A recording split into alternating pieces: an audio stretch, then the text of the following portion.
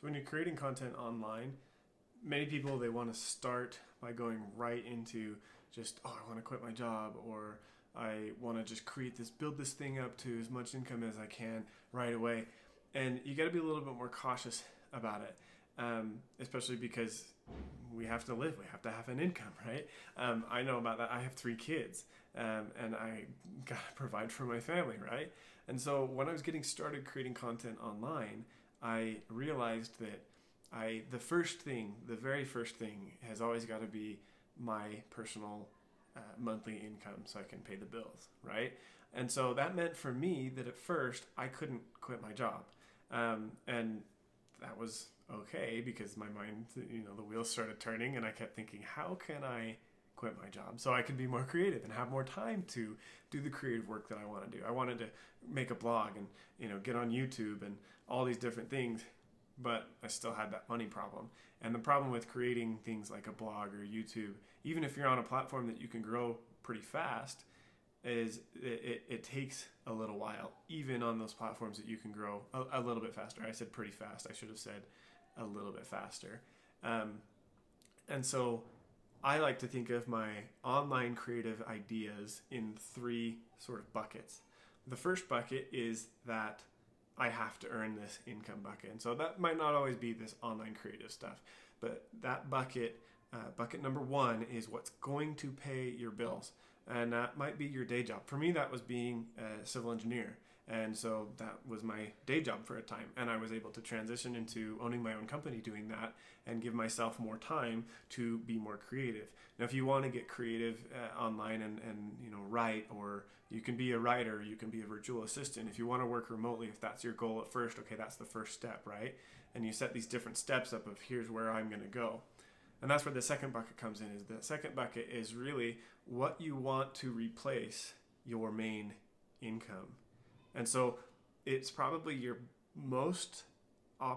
your biggest money-making opportunity. And so there might be a website idea or a YouTube idea or whatever it is that that, okay, if I really put the effort into this, that's for sure going to be able to replace my full-time income within the 2 years that it usually takes to grow. At least 2 years. Sometimes it takes 3, sometimes it's even 4.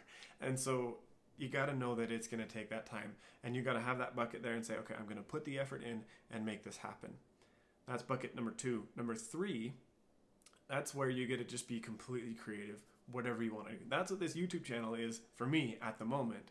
I'm following this challenge to create 1 YouTube video every single day for as long as I can, just to practice, just to get better, and to free myself creatively from all of the too many ideas and the perfectionism that's holding me back.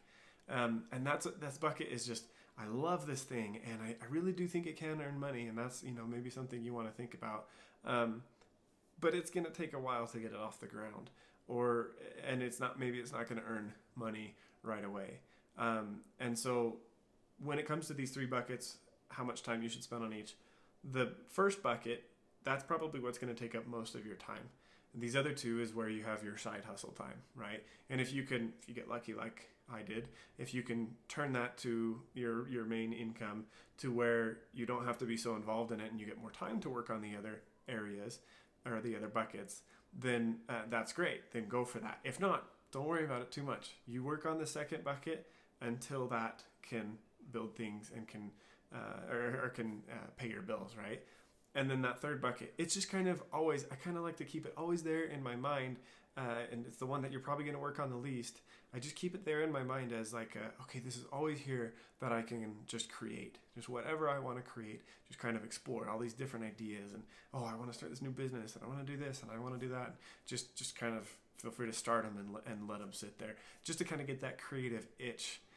Just scratch that creative itch a little bit here and there. So those are the 3 buckets of becoming a content creator. And that really is kind of the sequence of how you go.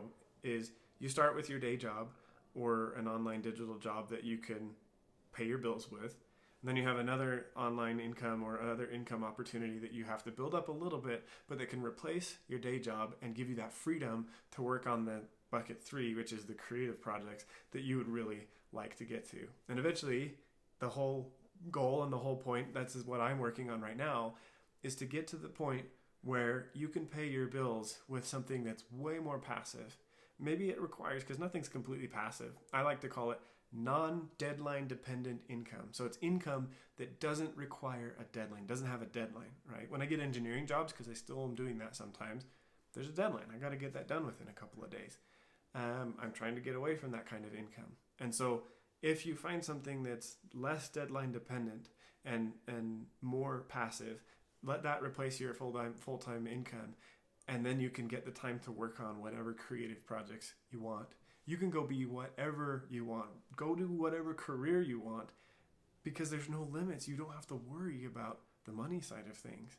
You can go be a teacher or a social worker, or just do the really meaningful things, the things that actually make a difference in the world that society just doesn't really value too much, unfortunately. But those are the 3 buckets, and start there if you want to create an online business and live off of it.